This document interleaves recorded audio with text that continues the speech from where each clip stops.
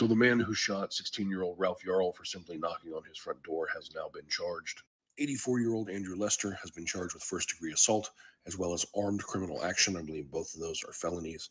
An arrest warrant has been issued. Investigators said they absolutely believe there was a racial component to the shooting. But while all that was announced last night, today the Kansas City Defender is stating that Andrew Lester has not been arrested yet and has likely fled the state, with cops allegedly saying they have no idea where he is, where the 84-year-old man is. Oh, and an extra little fun fact about old Lester here. He was a minister for many years who wrote multiple Christian books. A few noteworthy titles: Anger, Your Spiritual Ally, The Angry Christian, and Coping with Your Anger. Considering the fact that he shot a young man for simply ringing his doorbell, I have a feeling he needs to deal with the log in his own eye before he starts talking about anybody else's speck. There's some good news, though. Ralph is out of the hospital. He's recovering at home, and a GoFundMe that was set up for him has raised more than $2.5 million. So hopefully something positive can come out of all of this. But in the meantime, the other day I mentioned the case of Sensei Reed. I'm going to repost that video attached to this one because this young man and his family still need justice. October 12th, 5:30 in the afternoon, Columbus, Ohio, an apartment complex. Several witnesses see Craig Butler Sr. exit his red pickup truck, draw a firearm, and fire multiple shots at 13-year-old Sensei Reed, striking him 4 to 5 times, several of those being in his back. Mr. Butler then got back in his vehicle and fled the scene. The next day, police arrested him, charged him with murder. He's being held on $1 million bond. On top of that, he had previously been charged with domestic violence, and under federal law, he's not allowed to be in possession of a firearm. And then 5 days later, prosecutors dropped the charges and removed the bond and released him. And they did all of that without informing the victim's family at all. When the family did find out that happened and they asked why charges had been dropped, the lead detective told them it's because Mr. Butler and his mother gave statements indicating that this was self-defense. So somehow from within his truck, that man felt threatened by that 13-year-old child, exited his truck, and shot him multiple times, some in the back, in self-defense. Now they're still investigating, but of course, that young boy's family is confused and wants to know why this has happened. They also said they have no reason to believe Sensei had a weapon, that he's not known to carry a weapon. So again, how is it self-defense? What kind of a completely fucked system does it take to have this man, who shouldn't have a gun, get out of his truck, fire multiple times, and kill this child? Witnesses say nothing about any return fire, anything, just that he was shot and killed. And then have this guy go, hey, self-defense. And his mother go, yeah, self-defense. And police stand over this child's dead body and say, oh, maybe. Columbus, Ohio. The whole world is watching. So the man who shot... Welcome to another episode of RBN Live Tuesdays. I'm one of your hosts. What's up? What's up, Nick? What's popping, my friends, my family? It's great to be live. There's a lot to talk about. Now we're gonna get into this deep conversation that must be had. But I'm sure before we do, JB, you had a great stream earlier before because I got a lot to say because this is my city. You know what I mean? This is my backyard where this is going on. But JB, what's popping, my friend? What were you guys talking about your stream? It was great. I had on Robert Durden from the Indian News Network on my show. He's the host of Political Fight Club, so I had him on to discuss a couple of news topics that we were talking about today. One of the news topics we were covering today on my show was the bribing of Justice Clarence Thomas over the span of his entire career as a Supreme Court justice. And we went into the details out of that. That was an explosive article out of ProPublica that we discussed. And really, it's just no surprise how Clarence Thomas was going to the Adrian Acts in upstate New York and spending, time on super yachts and these trips amounting to what would be $500,000, and which is over double his annual salary as a Supreme Court justice. And then one of the things that we also talked about was that president, Bolivian president, Arce, I'm sorry. He was actually talking about creating a lithium OPEC. And so this really is going into and throwing a monkey wrench into U.S. hegemony as we speak. And the United States is freaking out because they do not want anything like this to happen.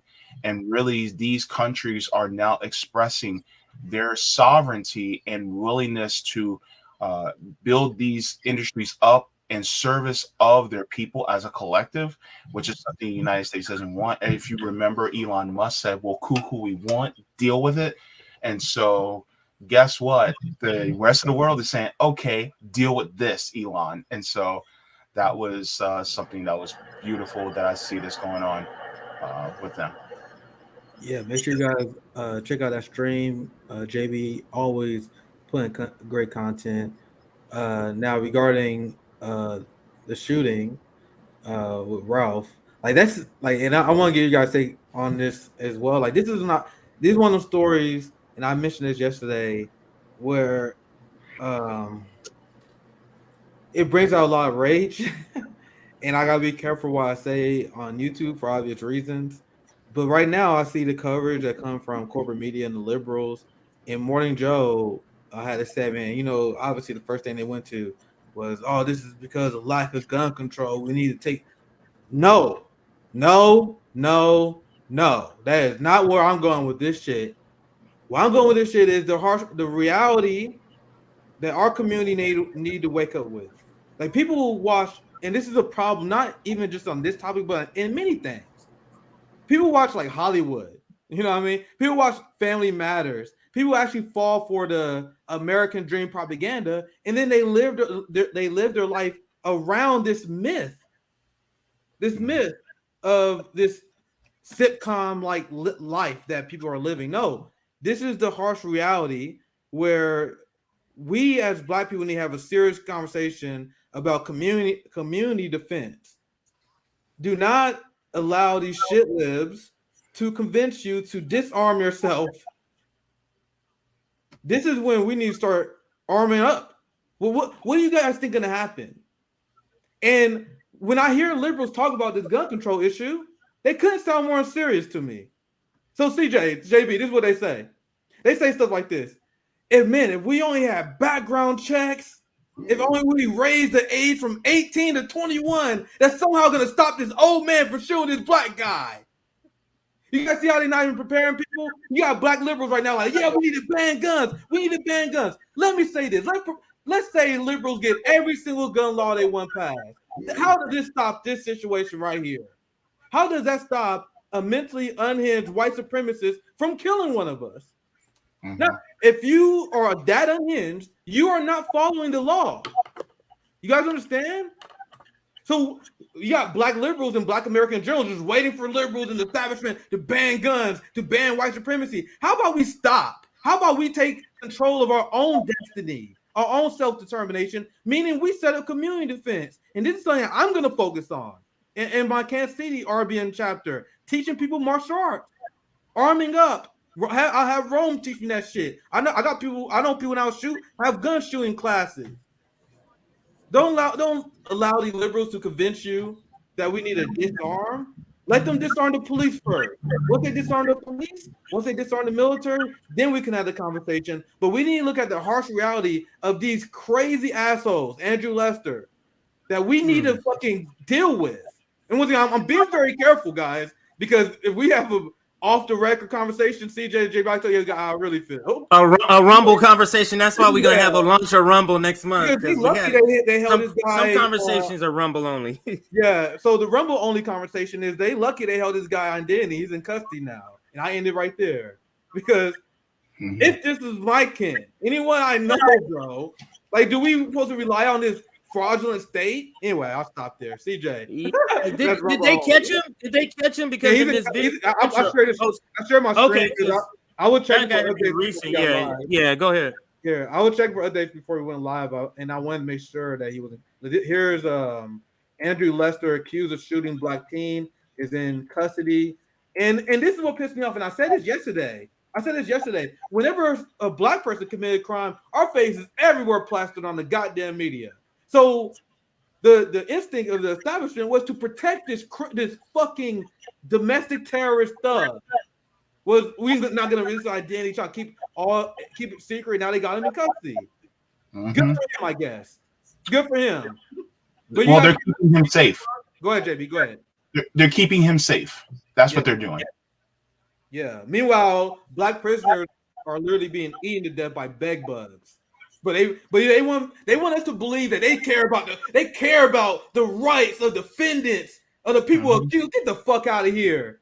They literally stop, beat the shit out of her during arrest, violate our rights. Black women get sexually assaulted under care, but they want us to think they legitimately care about the state of the defendant. No, this is just, I'm gonna be real with you guys, because this is only a real conversation. There's no advanced political analysis here. This is a real ass conversation. This is white America taking care of their own, because they know what the fuck was gonna happen, because people was protesting and they was in the streets. Anyway, I'm a lot of this conversation we gotta have rumble, because this is I gotta be careful. But go ahead, CJ.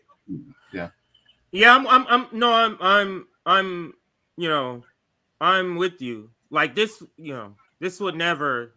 This is. I didn't think he was gonna push back. CJ. Like this would never happen.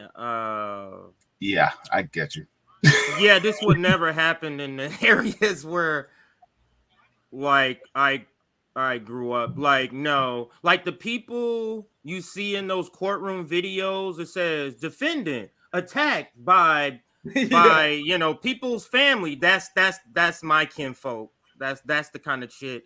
So, and they absolutely, it's the kind of thing. This is what they do. They go like this.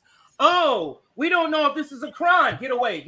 We don't know if this is a crime yet.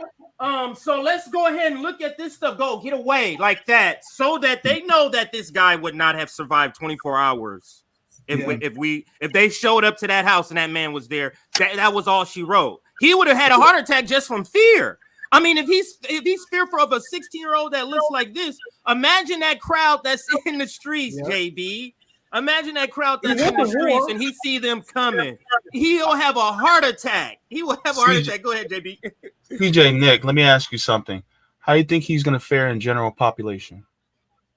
They can't put him in there.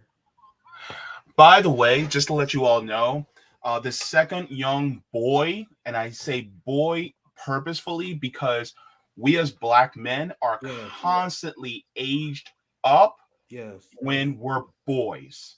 We're constantly being told we're men when we're 13, 14 years old, when we're just little boys.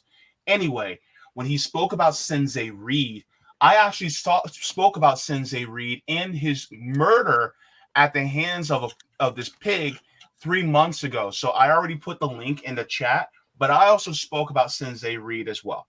So if you guys want to, look at that, just go into the playlist. That was a great stream too.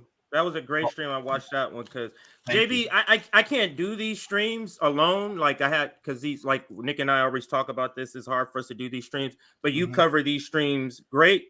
But I mean, you cover these topics great for the RBN network. And what I wanted to say, when you said we are aged up, that language shows fear.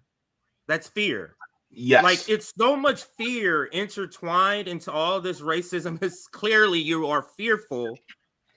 Clearly you are fearful. And I mean, something like this is an indication. And it also reflects on the damage it does to the white brain, American brain, just these years of indoctrination and racism through media, through everything.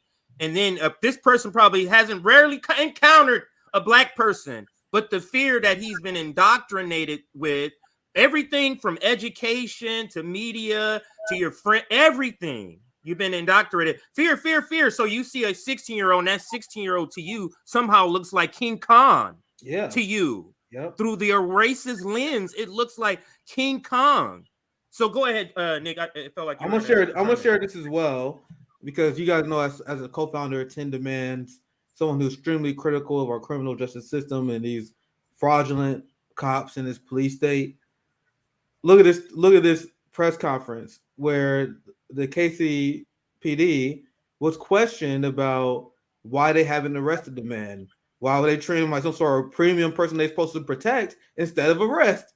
And Imposter said, we all know if the roles was reversed. Actually, let me read from the beginning. KCPD gives their long-winded BS excuse why they haven't arrested the man who shot Rolf Yarl. Watched him fall, then shot him again and refused to call for medical attention. We all know the roles will reverse, things will be differently. So let's watch a little bit this year. On April 13th, just before 10 o'clock p.m., officers were called to a residence where a teen was shot in front of the residence by a homeowner. The teen was transported to a local hospital for his injuries. The homeowner was taken into custody and placed on a 24-hour investigative hold. Detectives and crime scene personnel immediately responded. Can you pause it right there? Yeah. And recovered. Why does there's a under 18 shot in the face? What is there an investigative hold for? What the fuck does that mean? Because if it was vice versa, no, the suspect is in custody. This is what he looked like. This is the perp walk. And so you guys see it all the time, It's right? upsetting. It's so upsetting. It's so upsetting.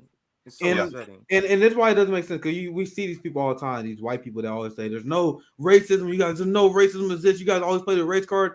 Like, how can you believe that this same situation will occur if there was a little white boy that got shot, a little white girl that got shot? If you really believe that, you are far gone. You are being utterly ridiculous if you believe that this would be the same situation if this was a white boy or right. And it's so obvious to people who are people of color. That's why you got black, you have Indians who talk about this, you have Latinos, you have Muslims talking about it. The only people that sit there denying it are white Americans. White Americans are like, I don't know what you're talking about, this institutional racism. We need ban CRT. What the fuck are you talking about? Meanwhile, we see this shit with our bare eyes. And that's why I don't allow them to gaslight me. Let's continue the video. After consulting with the Clay County Prosecutor's Office, the homeowner was released pending further investigation due to the need to obtain a formal statement from the victim, forensic evidence, and compile additional. So if a black, so they would do that. Oh my God! Think of the most stereotypical, dangerous-looking black person you can think of. Imagine that dangerous black guy shot a 14-year-old white girl. You think this is happening? You think this is how they would handle it? And for one of the people that is white that deny institutional racism, like that, they would just look dumb saying that. That's so ridiculous to believe they would be the same here. This is how they react. So ridiculous. Let's continue this. It's not a long video. To be presented. A formal statement is planned and forthcoming as the teen's injuries allow. A person can be held up for 24 hours for investigation of a felony, at which time they're required by Missouri law to be charged or released. The vast majority of cases, to include violent crime, involve the suspect being released pending further investigation. In this case, the prosecutor requires more information from investigators that would take more than 24 hours to compile. Throughout the weekend, investigators have worked together. Bro, they regularly just arrest and detain black people because they look like someone because of facial recognition technology. You guys know that? Right. Meanwhile, so black people get falsely detained all the time on some bogus technology, but now they're being careful. Who knows who shot them? Who knows if we might be misstepping here? Get the fuck out of here, man. Get the fuck out of here. Requested information and details. They have been in touch with the prosecutors. As soon as the case is complete, it will be presented to the Clay County prosecutors for their review. We recognize the frustration this can cause in the entire criminal justice process. The women and men of the Kansas City. You see? Can you pause it? You see? It's the process. What's wrong, guys? This is just the steps. What are you mad about? This is just the regular steps. The problem is, this is what black people complain about and other people who are oppressed. The problem is, it's not the same application. We don't have a problem if you go with these steps when it comes to us. Yep. You get what I'm saying? Like, okay, if it's the steps, then this should be the steps when it comes to us. The problem with you, when it's the steps, then it's somehow discretion enters the room. Yep. Well, we're gonna start skipping steps now. This is like killing, murdering black people, but teens, kids. This is one of the topics that gets me so fired up because, like I said, my son's best friend was murdered at 18 by the police. So this is no joke. The people that's affected, let me just tell you, he was the oldest. He had a sibling who had special disabilities that he took care of when his mom had to go to work. That's gone.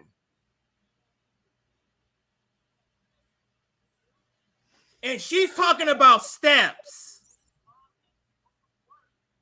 Stop.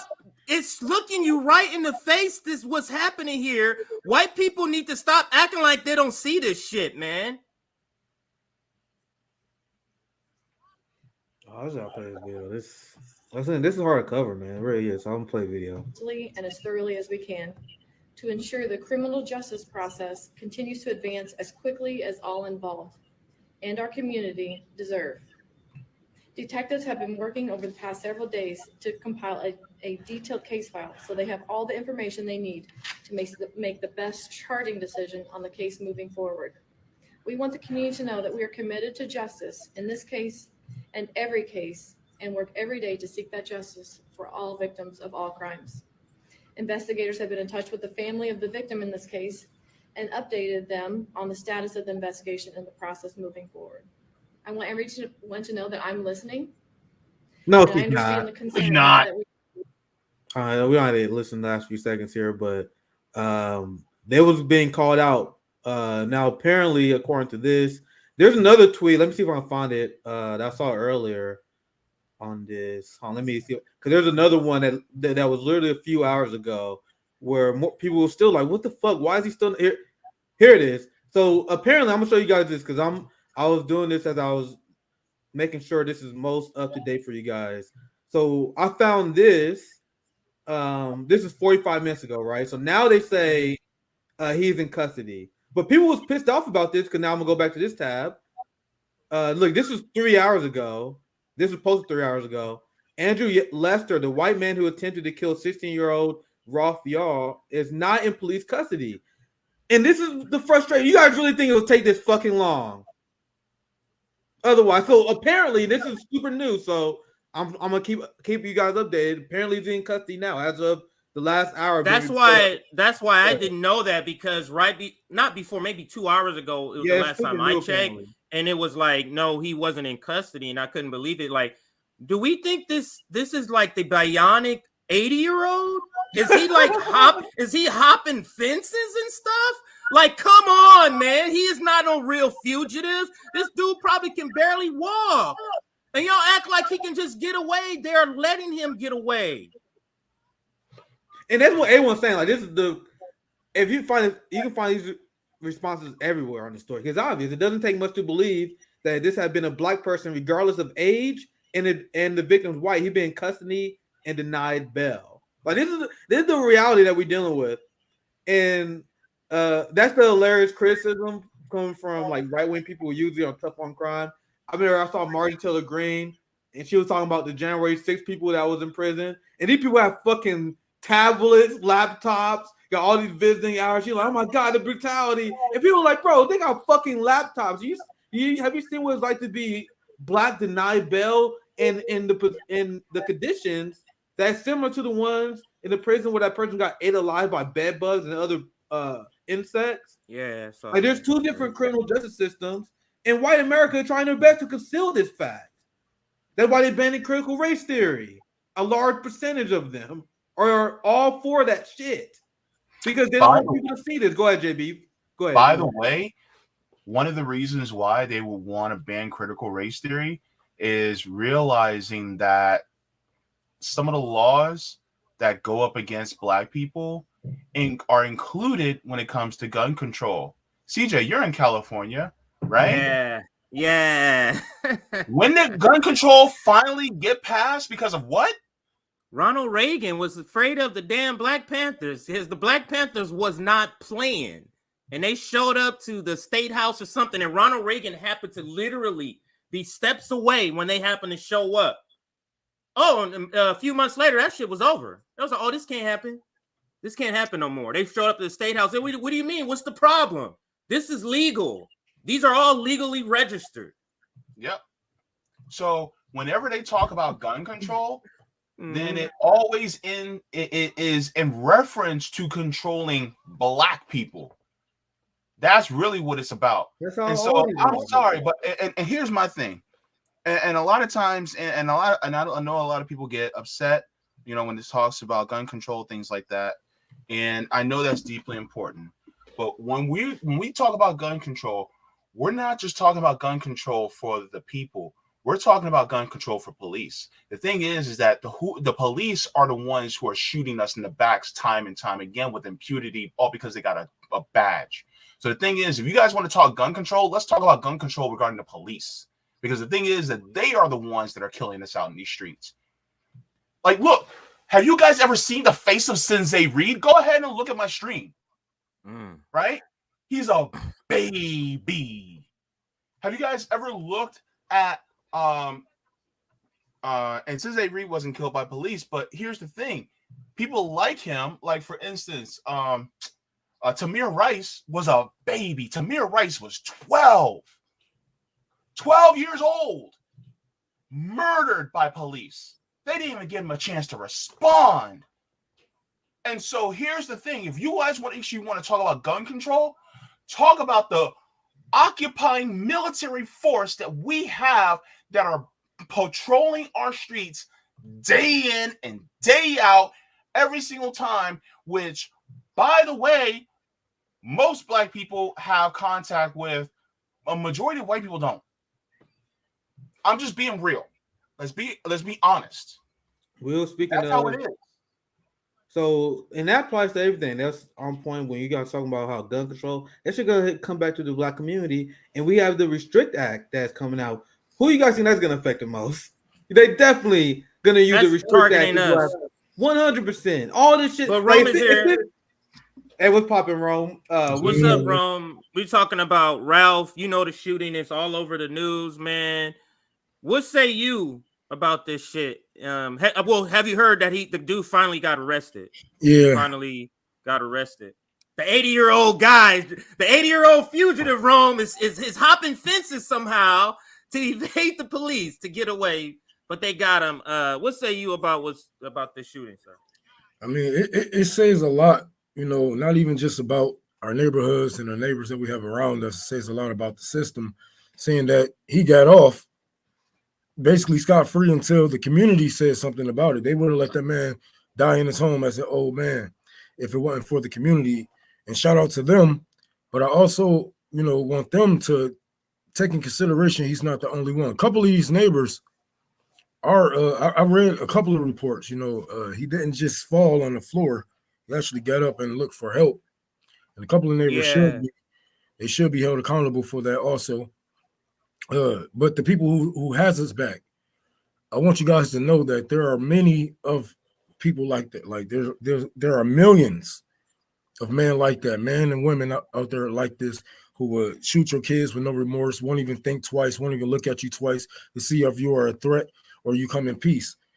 Take that in consideration when you're going out there and protesting these people, because you know it's funny to see. Well, I don't think it's funny. I think it's kind of fucked up to see our people go out there for gun violence without, you know, showing who's the bigger boss. Like, this is things that the Panthers taught us. If our people die from gun violence from the hands of our enemies, then we go out there and we protect our people. So it's just, I think our people really need to focus on, you know, like y'all was just talking about, not getting guns out of the hands of black communities, how to teach black communities how to actually, you know, load and aim their gun, who is their enemies and whatnot, and when to shoot. When is that time for us to get ready? Because our kids can't knock on the wrong door. We can't even drive in our own neighborhoods, can't even jog in our own neighborhoods. We had a reporter on that last year, and the police was trying to let them get off. You can't even lay in your own bed, sleep. Yeah, can't even lay in your own bed. So when is it our time to shoot? As you know, saying as black and people of color, When do we get justified? When do our shootings be justified like this? You know, but I'm glad that the police actually got him locked away. But if it wasn't for the community, they wouldn't have did a damn thing about that man. He would have got away scot-free. And I don't know what's gonna happen right now. We can't just say, oh, he's gonna go to jail. They might just let him off on house arrest because of his age. And we have seen that happen many times, especially with crimes that's, I wouldn't say that's worse than this, but it's up there, especially with dealing with children and older white men. Mm-hmm. Hey, I found I had to give a shout out to Dana Fairbanks. She shared an article on Twitter. Do you guys mind if I share it really quick? Yeah, This go actually ahead. just proves my point. Go All ahead. right, so this is just to let you guys know that we're not just saying this to be inflammatory. This is out of the American Psychological Association. Black boys viewed as older, less innocent than whites, research finds. So what me and CJ were saying is not hyperbole. It is not. It says black boys as young as 10 may not be viewed in the same light of childhood innocence as their white peers, but are instead more likely to be mistaken as older, be perceived as guilty, and face police violence if accused of a crime, according to new research published by the American Psychological Association. Hey, JB, how dare you bring this critical race theory to the conversation? You guys know that this is what technically would count for that. This is what they want banned, this knowledge. But go ahead, JB. I just want to make that point. Go ahead. Of course. A quote.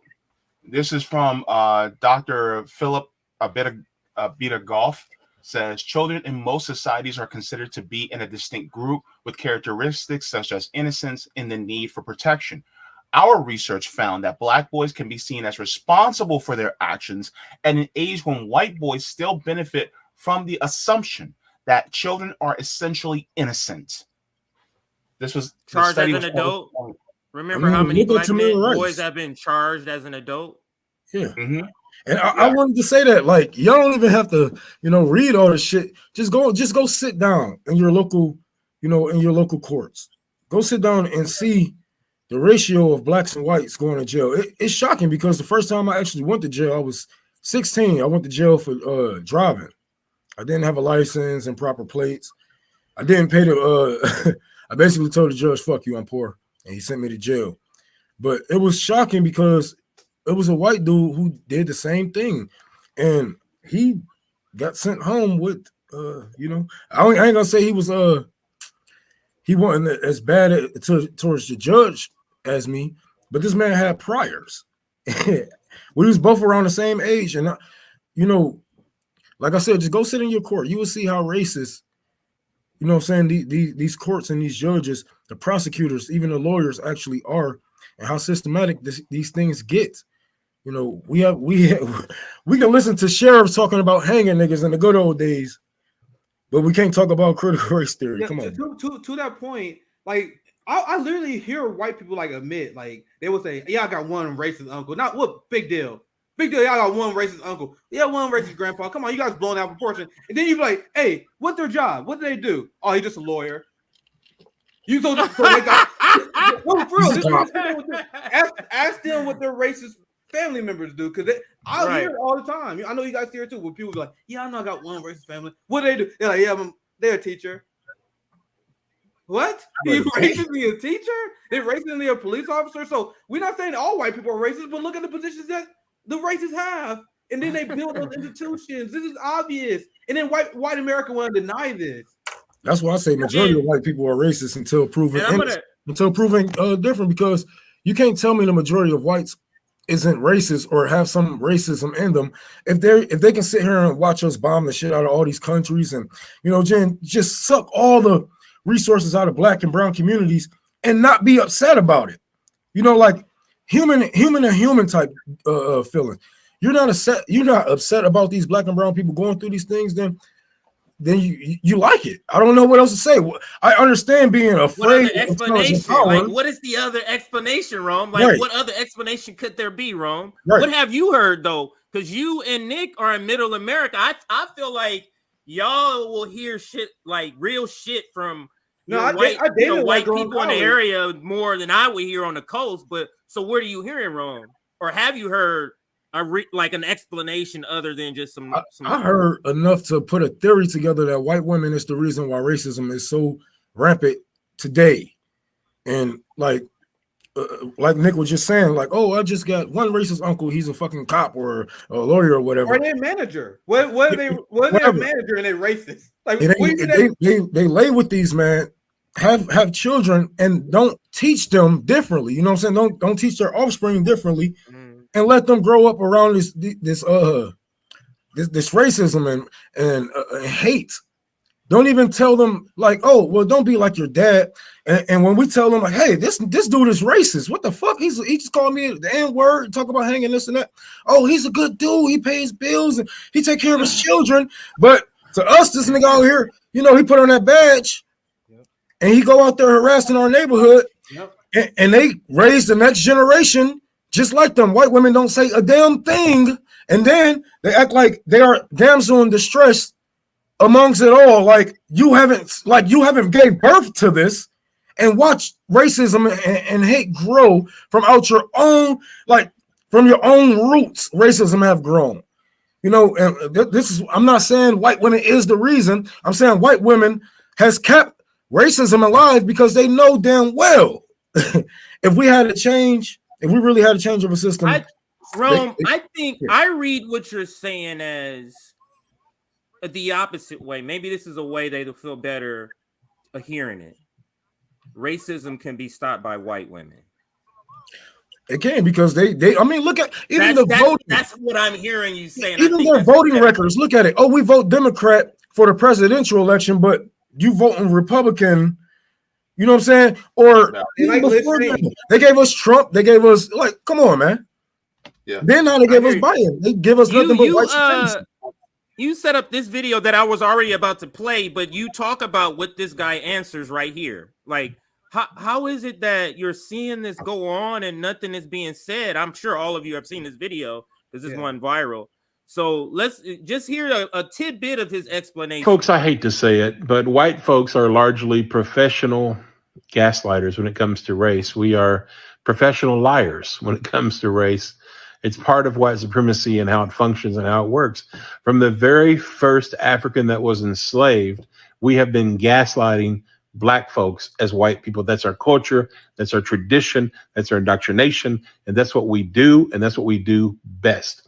We lie every single day. And we lie to Black people. We lie to each other. We lie to ourselves about race. We gaslight. Gaslight, if you don't know, it's a psychological term. It's where the abuser tells the victim that this reality of you being abused is not really happening. It's just something in your imagination. You're being paranoid. You're being too sensitive. All this abuse is not real. And if it is real, it's only because you deserved it. Is that not what they say about the shootings? Man. About Black people? Like, that shit is spot on what he says here. I don't know if one of you wanted to chime in, or I can keep playing it. You let me know. I can keep playing it, and if you want to chime in later, let's do that. Or go ahead, JB. Yeah, I wanted to chime in and say this because a lot of times when people think of racism, they think of the men in white hoods on horses and burning things down. Number one, a racist can wear a suit. Number one, a lot of people don't realize that. Number two, I'm going to speak very clearly into the microphone so you guys can hear my voice. Racists can be nice. And by nice, I don't mean kind. Kindness and niceness are two different things. Racists can be nice. They can actually sound very sweet. They can be this old grandma and sound very nice. They can sound just like this, and then they will say things about Black people when everybody is just out of earshot. And they will do that. And guess what? They will talk about nigger this and nigger that. And then they will talk about how they don't want their grandbabies to be brown. And guess what? They're racist. But then they'll say, bless your heart. And guess what? Those are also the racists. This is why it is important to let people know that even the people who sound friendly, who appear to be friendly, are racist. Look at Joe Biden.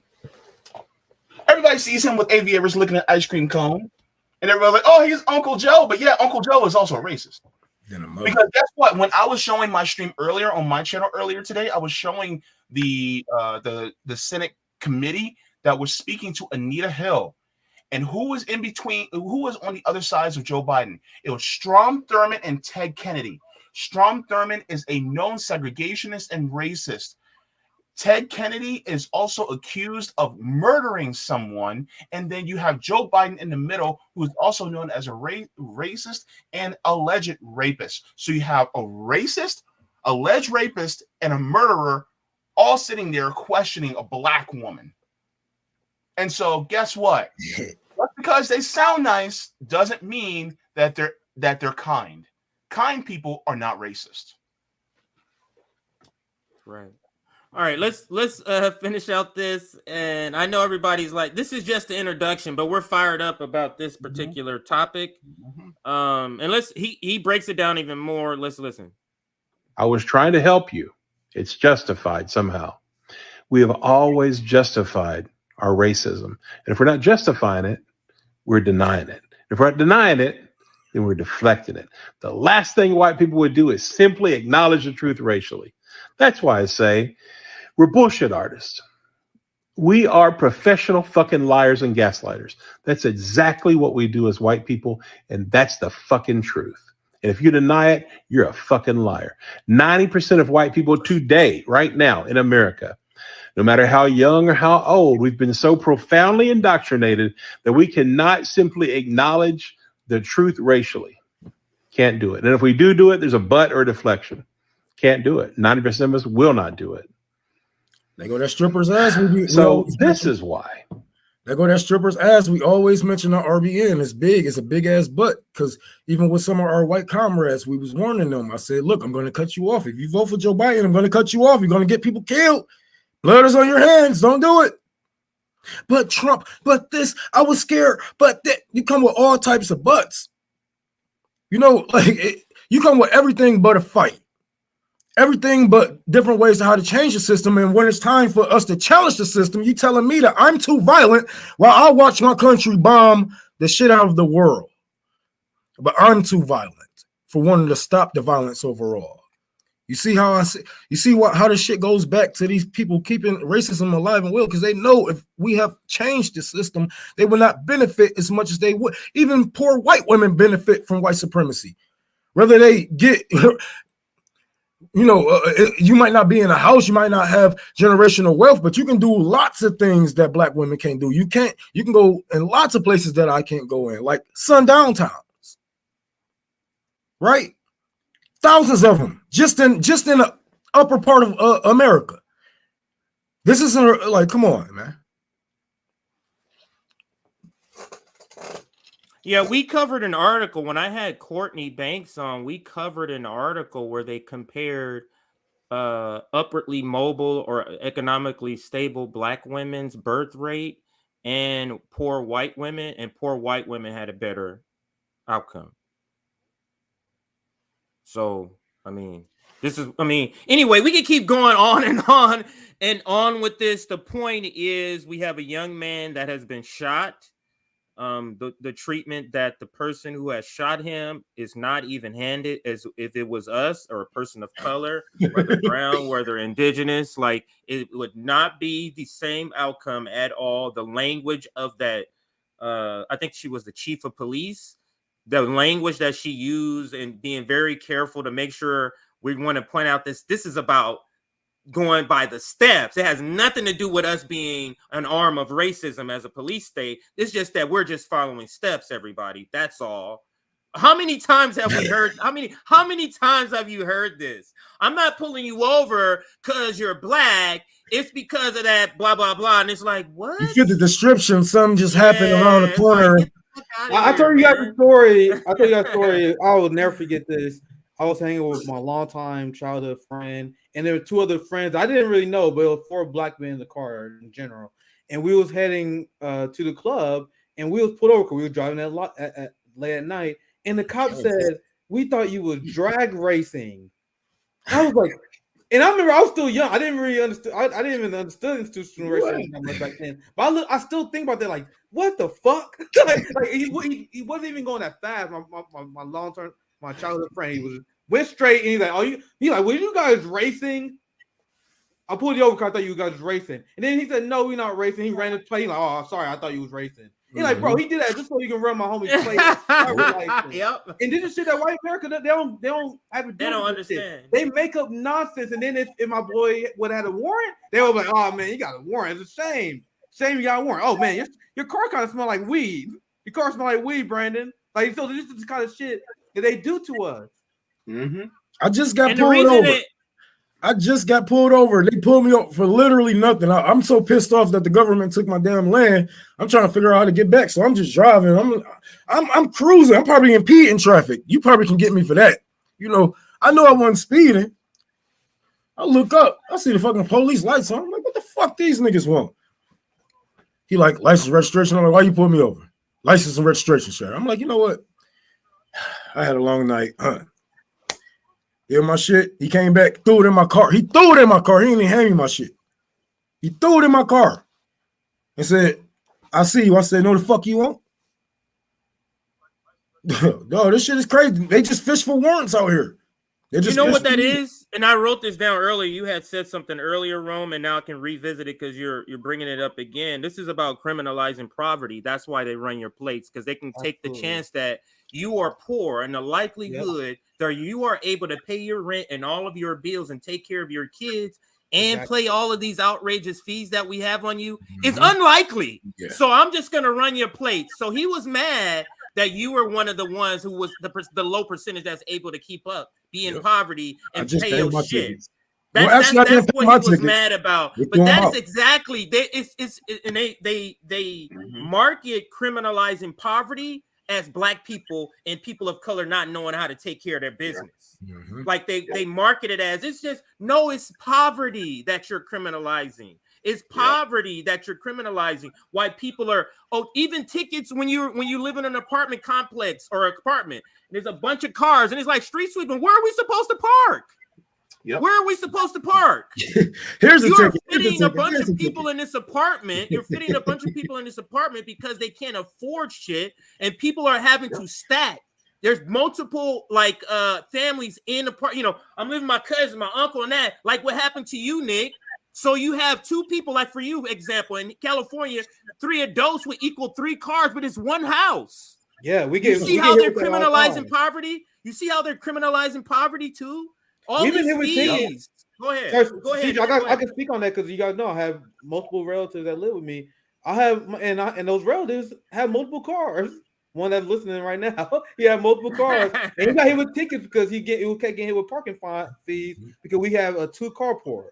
So we have 3 people that live here. One of us has 2 cars, and then so one of the people that live here, they always an odd man out. And then my friend got in trouble because he got parked in visitors, got charged with a ticket. My brother got in trouble because he parked one place too long, got charged with a ticket. These are regressive fines and fees on the working class. And these are things, once again, this is real shit. I'm talking about family here. Shit that I lived through. And that's why I co-founded 10 Amends. And I asked you guys to justify your police budgets. Why are we funding the police to do this?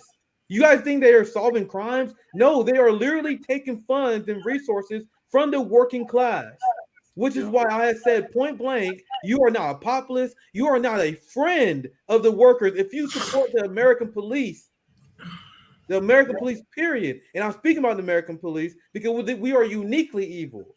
And I am not Western centric enough to think that every police is like this, because in other countries, other police do social services is completely different in our country. In our country, they literally serve just to impose regressive fines and fees on the workers, and then they may fill in some paperwork after a crime is done.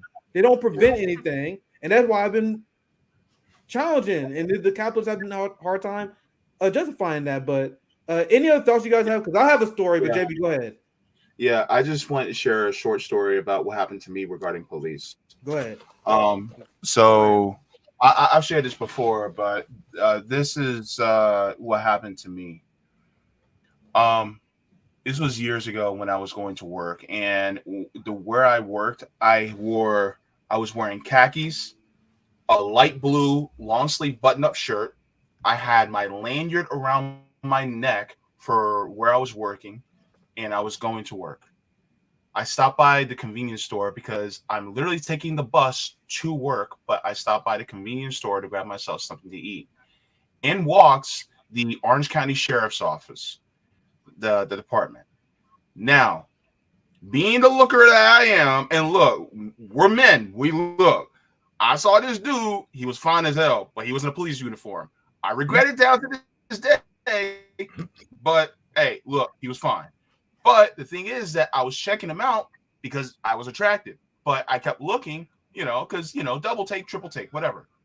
As I'm walking out of the convenience store, as I'm walking out of the convenience store, I hear, hey, and I stop.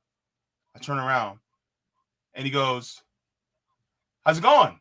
I'm like, I'm okay. How are you? He's like, good. He goes, you were looking kind of suspicious back there.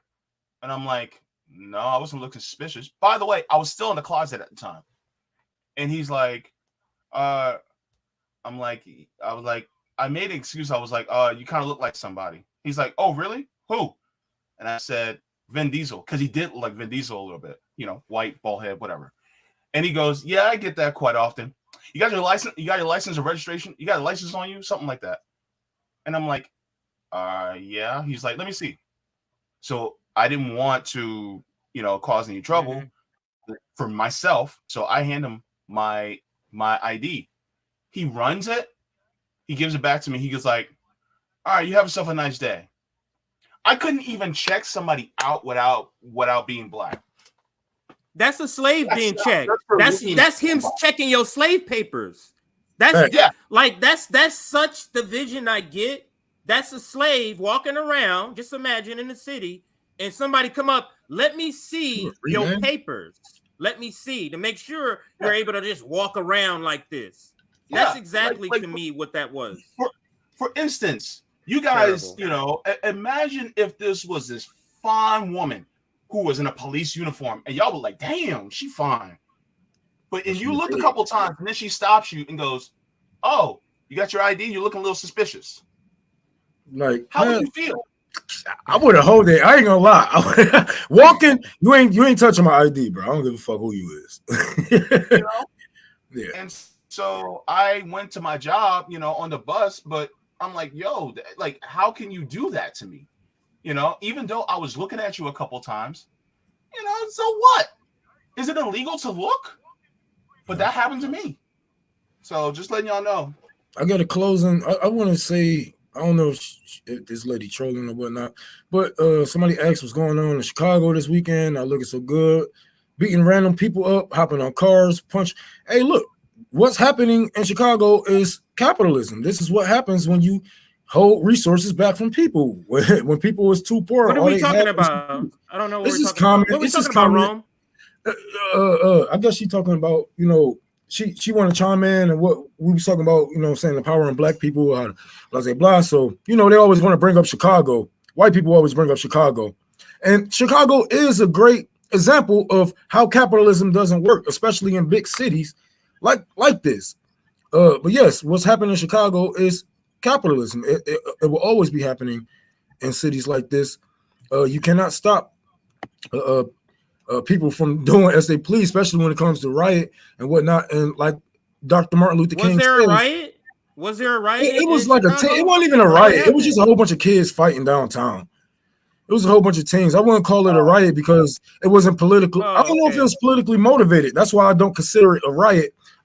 It was just a big ass mosh pit, But yeah, that's what's happening in Chicago. This is a great example. You cannot have capitalism in cities like this. We have to do better. We have to take care of these people. We have to make sure they have resources. Unless the only place they're gonna have to go is the cities, is the streets. If you don't want to get robbed and killed, make sure your neighbors can eat, because I don't know what else y'all want. Like, what y'all think? Y'all think black people just gonna not eat or not take from you or me or whatever if they ain't got it, whether that was black or white? If that city was full of white poor people like Ohio, I'm pretty sure we'll see, right? But y'all don't bring up what goes on in Ohio or Alabama or Florida, right? But Chicago is a great example. If you want the things in Chicago to get better, crush capitalism. If y'all say y'all want better for Black people, help us bring socialism back into these spaces, back into these cities that y'all try so hard to get us away from. Y'all pushed all this religion and all this the red scare bullshit into our communities, and now we are worse off than. So you want better for our communities. You say, well, help us crush capitalism. That's the only way we're going to help the people in Detroit, Chicago, wherever Black city that y'all can fucking name off. But we have a few stories to get to. We about we need to get some stories. Yeah, let's get to some stories. You need me to do announcements so you can get set up, or you ready quick to go announcements, and I can lead with we need to have a fun story after that last one. We're going to talk about Mark Hamill propping up Nazism. This is a funny story, but all my funny stories always have a greater overall point. And Mark Hamill is the perfect example of a brainwashed imperialist shit lib. So we're gonna dive into that. So CJ, do some quick announcements and we dive into it. Okay, so I'll do a quick 60-minute set of announcements. So one, check out our website. We did a couple of updates on it. We got some of the we got some of your library oh my god, I forgot the text pictures on there. I mean, you can still send us the video. Don't worry about that. Just send us the video later. But now it has its own tab, Ron, on the website. It has its own tab, RBN Library. And it has all the progression pictures. Right now, it's just the pictures. There's a bunch, like 40 pictures. And then we'll add the video later, but this is where you can go check out our website. Make sure you do that. There's a couple of different things added. You can also get our chapter information. We're launching chapters late April, early May. Make sure you check that out. Hit that like button. Almost done. I just got done. I know. We should plan a grand opening. My sister had this idea, Rome. Have a grand opening, and we raise money to have all of us kind of fly out there for the grand, grand opening. That would be kind of dope if we're able to do that. Hit that like button. Also, subscribe to our Substack. This is the last thing, Nick, and then I'll pass it to you. Subscribe to our Substack. One good thing about our Substack now, we got 5 clips dropping every day. Instead of getting 5 emails, you only get 1. And we put all the clips into 1 email. So if you were frustrated about that, that ended as of Monday. So you will get 1 email with all of the clips for the day. And back to you, Nick, for the first story. The United States is the most propagandized country in the world. How can they convince people that they are siding with Nazis, but they're the good guys? I did not think they could do that. I did not. If you asked me 2 years ago, if they could do that, I'm like, what? Even after the war on terror, even after witnessing all the crazy propaganda I have done, I am still shocked at what they managed to pull off with the Ukraine war and how they managed to completely fry the brains of the entire liberal class, the entirety. So the argument was always weak, but the people who want to make the argument that the Democrat Party and liberals and their allies are anti-racist, that shit is dead. And I said this in a stream a few days ago. Bernie Sanders and the NATO left has no idea how much they tarnished their legacy. I still can tell they don't know the backlash. They still don't get it. They're still out of touch. They don't know that this shit's going to follow them forever. You guys sided with Nazis after, and then this is incredible to me, because this is after years under Donald Trump when they said, punch a Nazi. We got to punch a Nazi. We got to resist Trumpism because Trump is a Nazi. Trump supporters are Nazis. We can't march with these people. We can't be friends with these people because we have to draw a hard line in the sand against Nazis. Oh my God, we can't attend the March for America for All because there are Nazis there. Wasn't true, but these are things they will say to get workers to distrust each other. For us to not organize with our neighbors. So they were like, you can't organize these people. They're Nazis. They're Trump supporters. After years of saying this is why this is my favorite story I've ever seen. Seeing the NATO left fall for this and seeing these people rob themselves of all of their credibility. So one of the key parts of justifying support for Ukraine, which is disgusting. I explained this to a friend of mine. When they ask me like, what? Why you got a position on Ukraine? You do like, isn't it bad? That Russia invaded Ukraine. I'm like, dude, you can have that position while having the position I do. Everyone who's whitewashing the Azov battalion that purged Romani people, regularly attacked black people, banned the Russian language, that has killed over 14,000 people in the Donbass, and they often torture, capture, and imprison people who were speaking out against the Kyiv Western regime. These people are Nazis with a capital N. So people who play along with whitewashing them are people I do not forgive, because what do you call someone who apologizes for a Nazi, that supports funding a Nazi? That is a Nazi collaborator. You guys want to make, am I going to forget that as a communist? Liberals and social democrats want us as communists who have been enemies of Nazis since the foundation and start of Nazism. They want us to be okay with Nazi collaborators. No, sir. No, ma'am. Marianne Williamson, dead on arrival because she got this wrong. You got morons, fucking idiots still pushing her.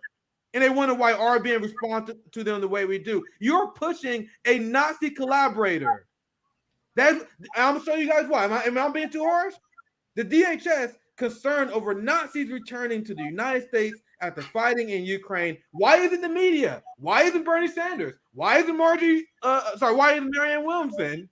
And another one, this is something that Ro Khanna used to care about. Oh shit, I got to turn my ad block off. Hold on 1 second. Come on, the nation. Come on. This is something that Ro Khanna, god damn, this site sucks, used to speak out against. He spoke out against Congress funding Nazis and removing a ban. Ro Khanna tweeted about this, that we should not be funding the Azov neo-Nazi Azov battalion, and then he deleted the tweet.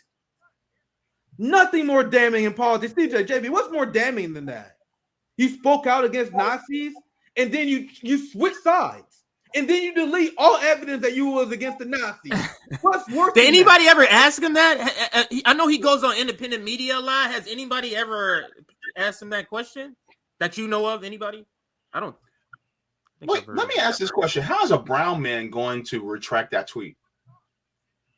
Yeah. There should be no interviews that Ro Khanna does where that does not get brought up.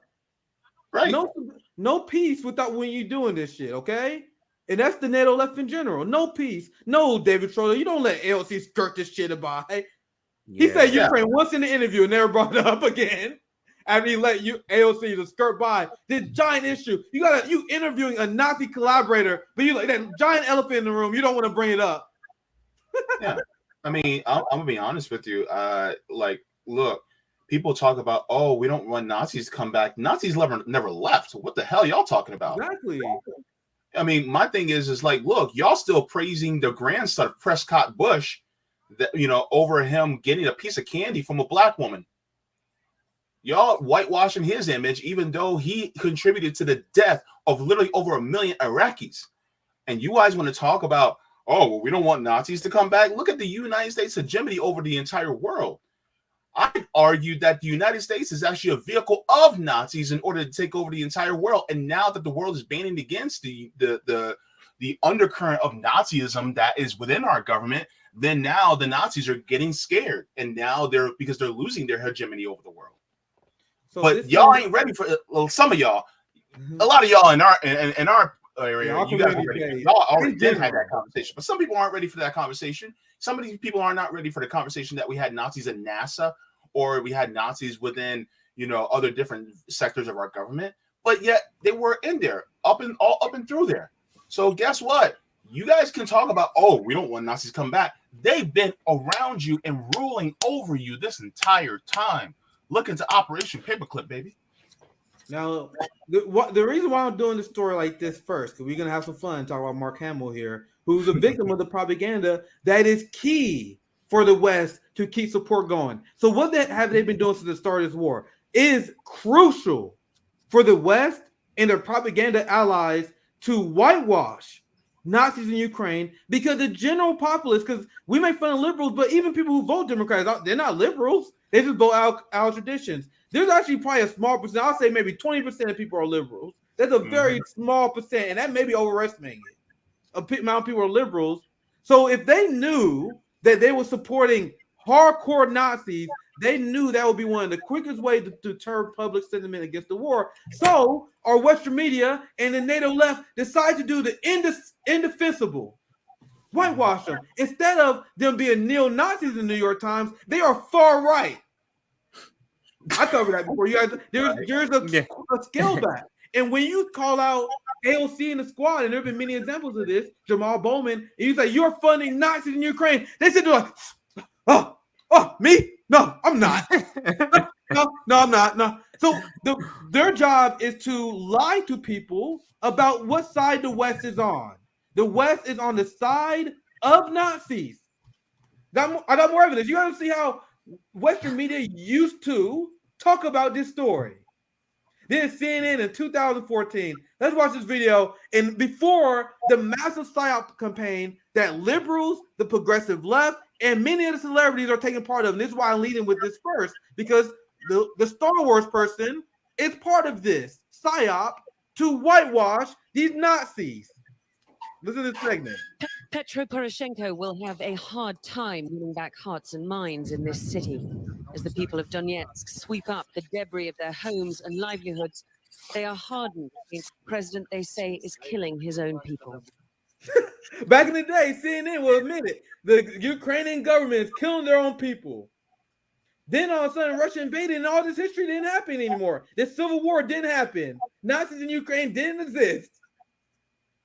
And we can't even legitimately call it an invasion when they was invited, like for years. Yeah, that's a good point too. And that's another conversation as well. I was trying to keep it simple, but trust me, guys, Roman is 100% right here. But I was just keeping it simple. I'm gonna continue this video, not too long. This is CNN in 2014. This is how they used to cover it. We are Ukrainian, but they keep homes and livelihoods. They are hardened against the president they say is killing his own people. We are Ukrainian, but they kill us, this man says. So we probably need our own country. The people in Kiev, they are not brothers for us. We need our own country because we are being led by the Nazis as a battalion. And whenever people in Western Ukraine, because people always say, oh my God, RB and Nick, you're being mean. You're saying all Ukrainians are Nazis. And I'm like, that is not what we're saying. That is like opposite of what we're saying. We're saying the people who are not Nazis in Ukraine have been politically terrorized by the political majority of the Nazis in Ukraine. The people who run the military, the people in their government that had Nazi sympathies. That's the point. Those people that are being terrorized by Nazis have been erased by the NATO left and the people who support the Western point of view. But you see, this is this guy saying that we've been killed by our own government, so we want to be our own independent country. So what did Russia do? Russia supported having the Donbass be independent. That is what is the basis of this war, and Russia wants the West to respect that because these people don't want to be part of a government that was completely cool by the West and then legitimized using violent force. So anyway, I end my rant there because there's still a lot of bit to cover. I finished the clip, and you guys to chime in. These homes days ago, but the tears are still fresh. Или слава. 27-го, 28-го, 29-го очень сильно. Фактически мы живем под подвалом. We live on the ground. It was so hard for 2 weeks, especially for 27, 28, 29th. But only today it's quiet. Извините, я пойду. Sorry, I need to go. 2 people were killed outside this block of flats last Wednesday. One of them was a 50-year-old woman, the other a 34-year-old woman. Her husband, who won't talk to us, he says he's in shock, managed to make it down to the cellar with their little child, but she just didn't have the time. And this is a story that repeats itself over and over in dozens of apartment blocks. At that point, there was at 2,500. We knew at the number as of 2021 was 14,000. Estimate. Low estimate. God knows how many they killed who they viewed to be Russian sympathizers, right? So I cover all this for a reason. Now we get to the Mark Hamill part because there have been many evidence, so much supporting Ukrainian Nazis. And this video with Mark Hamill is perfect. Perfect. Because what do the NATO left say? What do the liberals say? Oh my God, you guys are blowing the Ukrainian Nazis out of proportion. Every country has Nazis. There's not that many Nazis in the military. So despite the fact that they say there's not that many Nazis in the Ukrainian government, in the military, it's funny how they keep catching them. Isn't that funny? There's not that many Nazis in Ukraine, but we keep catching them on camera. What are the chances of this, guys? That's What not are the even a good chances? comparison, man. Like some of the right-wing groups here, I say probably is getting government funding for their militias or whatnot, but we don't have them. We don't recognize them in our armies. We don't recognize them as like that's not a good comparison. And all these people saying, "Oh well, there's Nazis in America. You think Russia should invade America?" Yes. Fuck nigga. Fuck America. What I look like? Hell yeah! All these racist ass white people come and liberate their asses. JB, I'll pass to you because I actually wanted to share the receipt too. I'm glad you brought it up. So, JB, I'll pass to you for this part.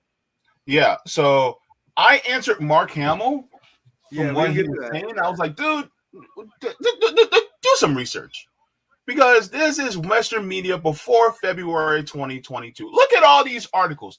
Ukraine celebrates Nazi collaborator, bans book critical of program's leader. Far-right fighters from Europe fight for Ukraine. Ukraine designates national holiday to commemorate Nazi collaborator.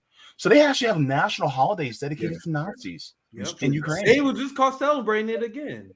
Stefan Bandera got literally streets named after him. Imagine if you got a town that celebrates Hitler, you got streets named after him, and then people are like, "Hey, yo, what's that about?" You're like, "Man, it's nothing. Stop worrying about it. Stop tripping." Yeah, we got a few Hitler statues. A couple of hundred people. Stop tripping. Sorry, JB, go ahead. Yeah, it says Britain joins neo-Nazi militia in Ukraine. You got Ukraine's got a real problem with far-right violence, and no, RT didn't write this headline. Says Nazi symbols, salutes display at Ukrainian nationalist march. Bellingcat says, yes, it's still okay to call Ukraine C-14 neo-Nazi. So this is just a taste of what a lot of us have been saying, but a lot of people have not been paying attention. And it behooves people like us, Black people, to say, hey, maybe, just maybe, we should not want to be sending money to fund people who want us to die. JB, don't give them niggas the benefit of the doubt. These motherfuckers paying attention. All they doing, we opening up the door. They trying to close the door because they are closet racists. They don't want to be blatant with the racism, but they know they want white supremacy alive and well. They know what we are out there for. We're using the Napoleon strategy of using Russia's back door. Ukraine. We want their resources. We want their army. We want to throw a coup. Let's be honest. Half of them want to kill Putin. Our citizens want Putin dead. We know why we're there. These people pay attention. They want white supremacy to stay like in power. Man, we are in jeopardy of losing world control, man. These white people are afraid. You know what I'm saying? The white people that's paying attention that want to save democracy in Ukraine. No. They're trying to save world domination and NATO from being stopped. They're trying to stop the USD from being taken over. This is what this is all about. Save white supremacy, please.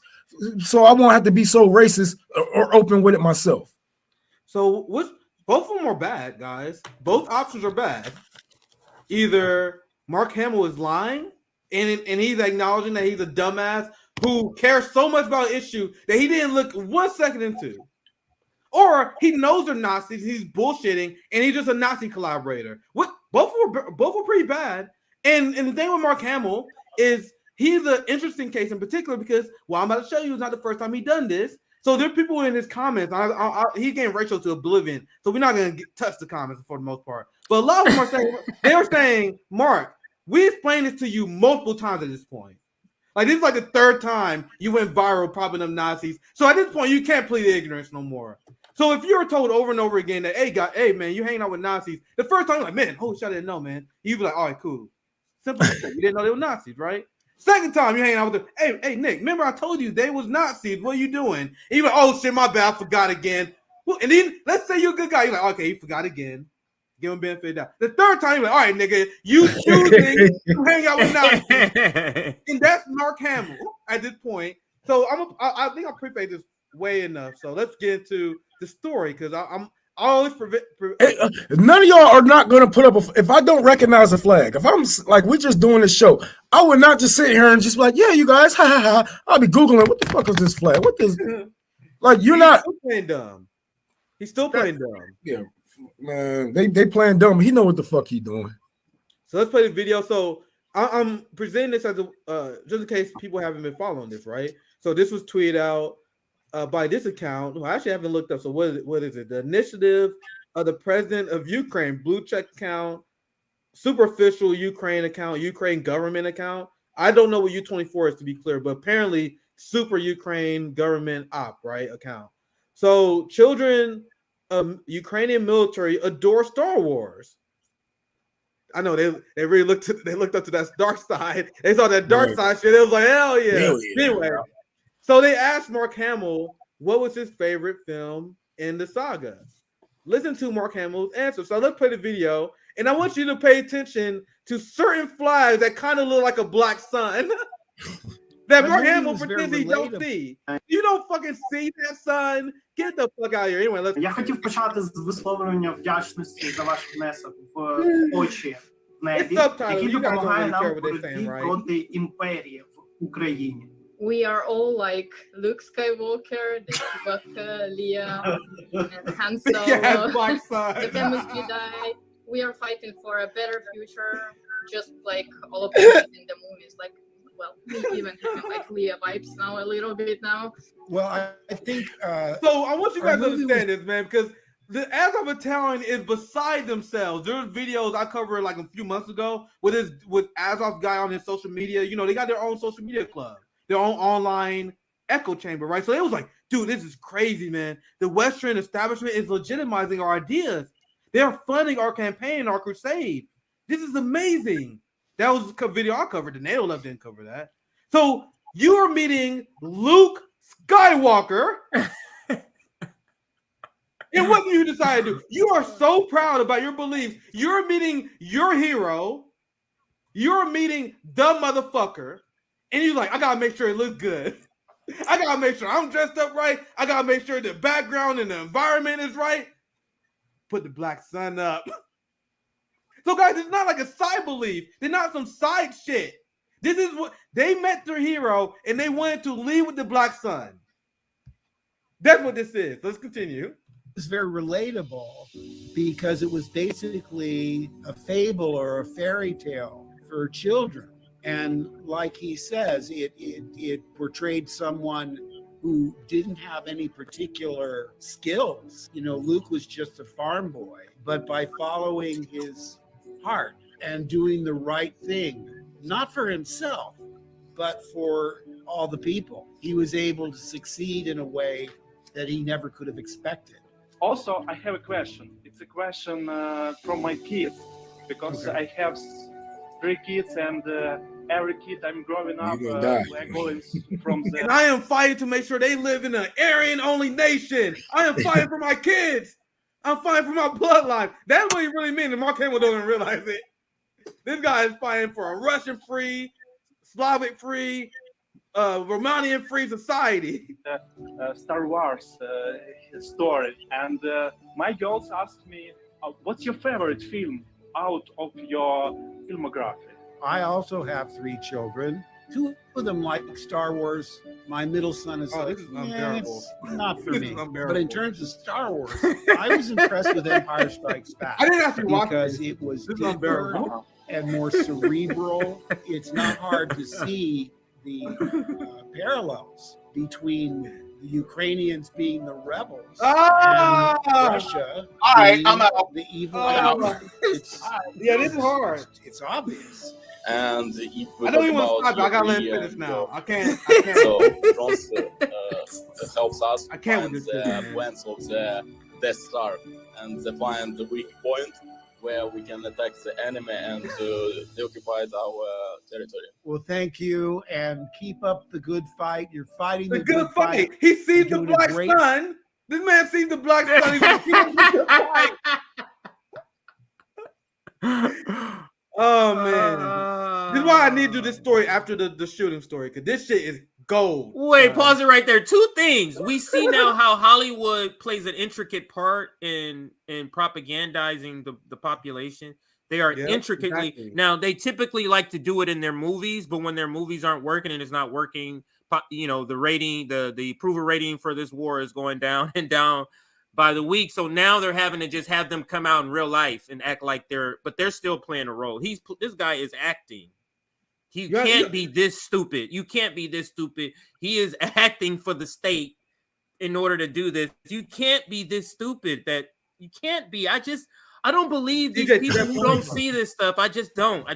Go ahead.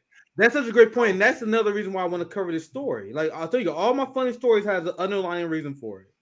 The point of this story is the role that the Hollywood celebs play for the empire.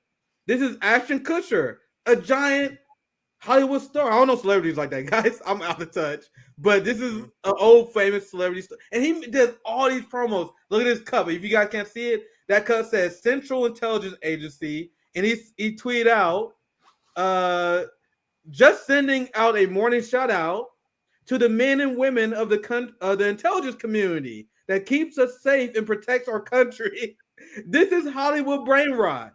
Who's that dude from The Office? You guys know that guy's name? He's a famous actor. Let me look. I'm gonna find The Office. Wait, he's from The Office? No, there's another guy I'm thinking of. The guy from The Office is another State Department. You talking about Steve Carell? John, or are you talking about the white, the guy that plays the white? Yeah, John Krasinski. And that 70s. Yeah, here it is.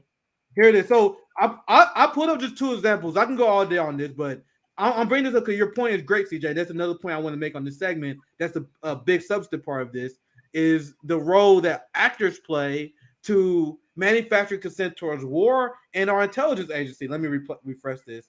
So I'll show you Ashton Kutcher, and this is this guy from The Office. This guy is a giant actor. I've seen The Office.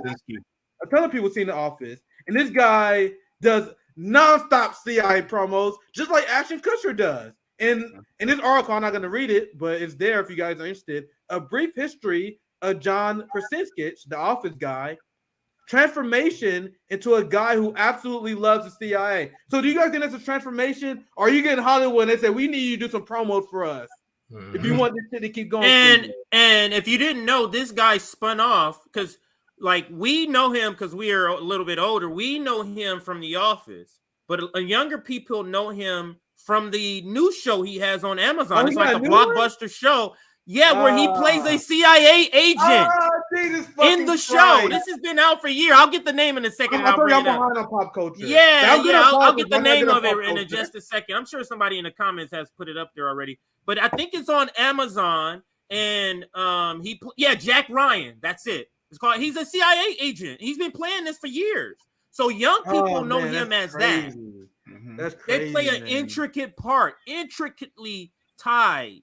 Ever since they start doing this with Edward Bernays, like they've been doing this for decades. They use in Hollywood to sell these propaganda, war propaganda.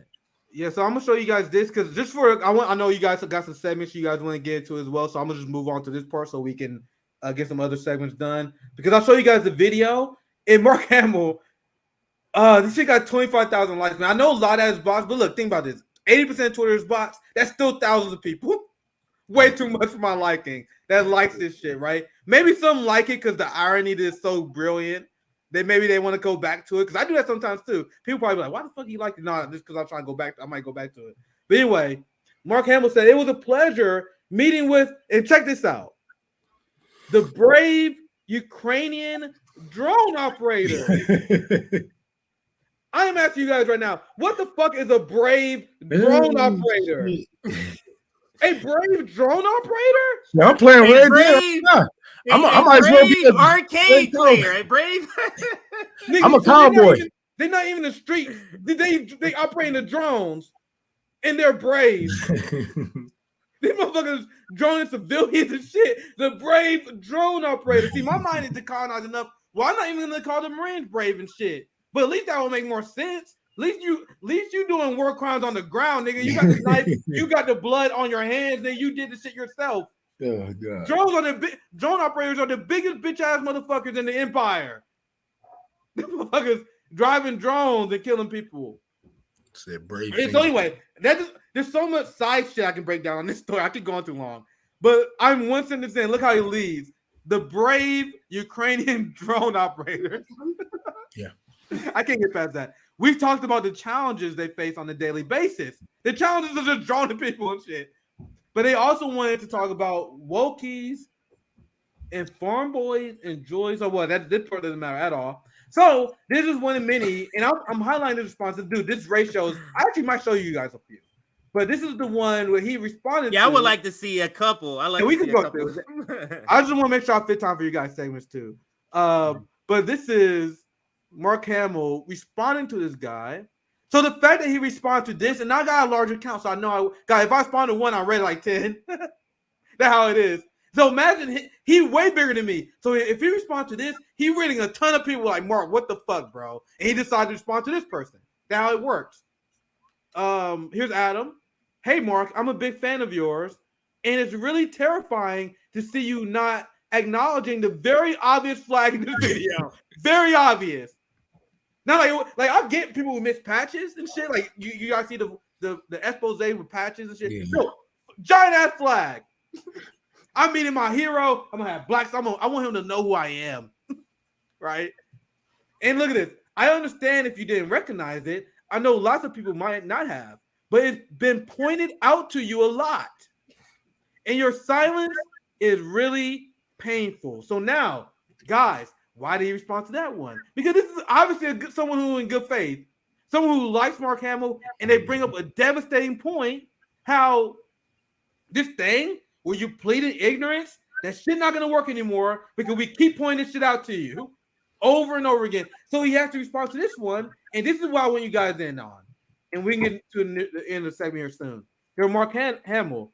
I have no idea what that flag signifies.